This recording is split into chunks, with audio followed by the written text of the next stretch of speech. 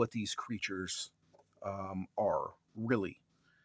Um, I see a lot of weird stuff that people bring up, and maybe I have to apologize for my ignorance, but I don't watch Ancient Aliens. I don't watch any of that stuff. I don't watch any. Before my experience, I didn't watch any of this stuff. I didn't listen to any of it because I thought it was crazy.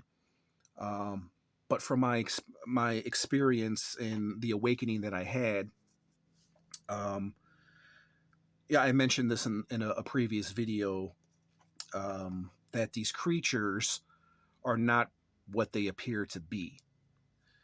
Yes, they created this simulation that we live in, but when they come from the outside world and enter our world, these grays and these other creatures that people speak about, I haven't met any of these creatures.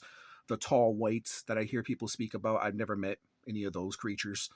Um, a reptilian, I never met any of those reptilian creatures. The only creatures that I have come across are the gray aliens with, the bubble like skin, the bumpy like skin, and the black eyes, your typical, alien. Some are different colors, some are darker than others, some have a darker skin tone, a brown skin tone. Um, but mostly the ones that I've encountered have like a grayish skin tone with kind of like a human skin tone, kind of like my color, kind of like an olive color. But I can tell you one thing, and also I just want to mention I don't know anything about the Anunnaki.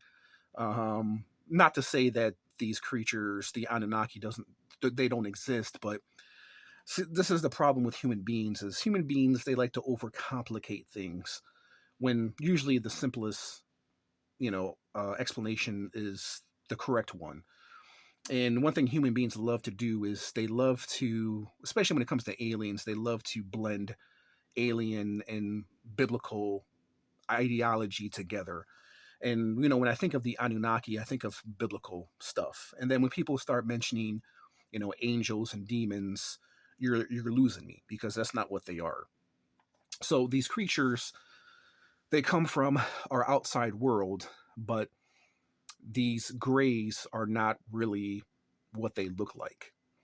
Um, these are avatar bodies that they use. They transfer before they enter our simulation or our world, which you will consider other dimensional, you know, otherworldly creatures, interdimensional creatures. They come from the outside and they transfer before they enter our world. They transfer their body. They transfer their consciousness into an avatar body because they do not want to risk their mortality. They don't want to risk their life by entering our world and coming to our planet because they know how dangerous we are. Um, and we are very violent creatures. This is why most of them um, head into the ocean. They never land on land because they know that most human beings, if not all human beings, are on land. We are land animals, and they try to stay as far away from us as possible. Um, but the creatures, they use these avatar bodies that look like gray aliens. The grays, as they are commonly known as.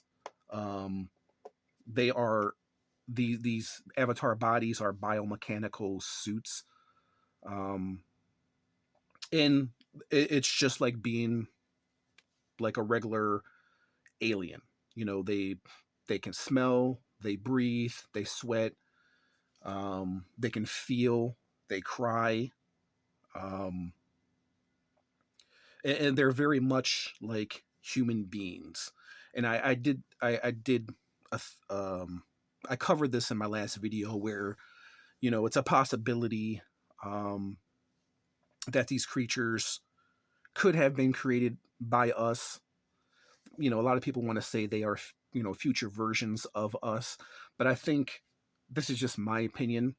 I think that it's a possibility that there was a version of us, the human species, at one point in time that went extinct, and these creatures created this simulation, um, to not only for numerous reasons, for fuel, they use our souls for fuel, food, energy, but also, I think what most of you have always thought is that we are an experiment, and they are testing us. They're trying to see how far we can go. They want to know about us. They want to learn about us because they've been studying us since the inception of human beings. They watched our evolution. They want to know how we came to be because it's a possibility that we are the creators of these beings. And maybe they want to gather some knowledge about their creators. Um, Now, this is something that was not given to me. This is just something that I'm speculating. Um, but I feel like, um, this is what they already use us for: food, fuel, energy.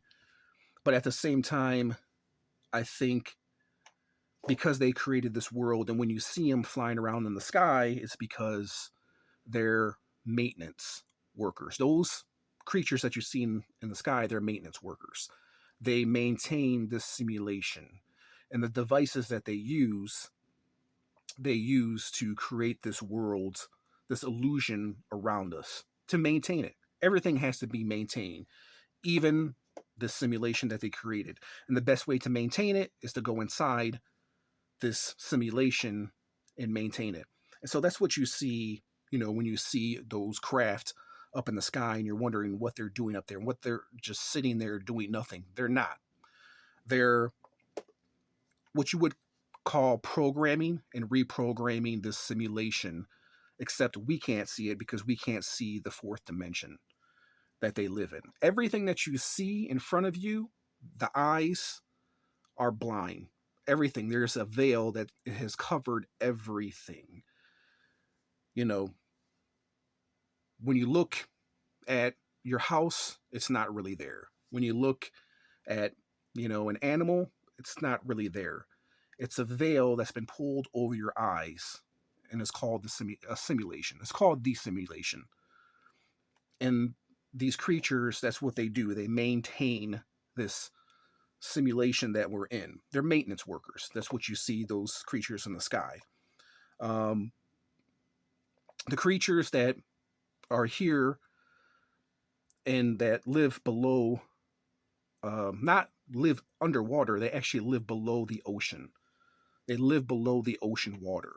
And there is, you could say, there is a city population down there, where they oversee a lot of these workers, and a lot of our activities.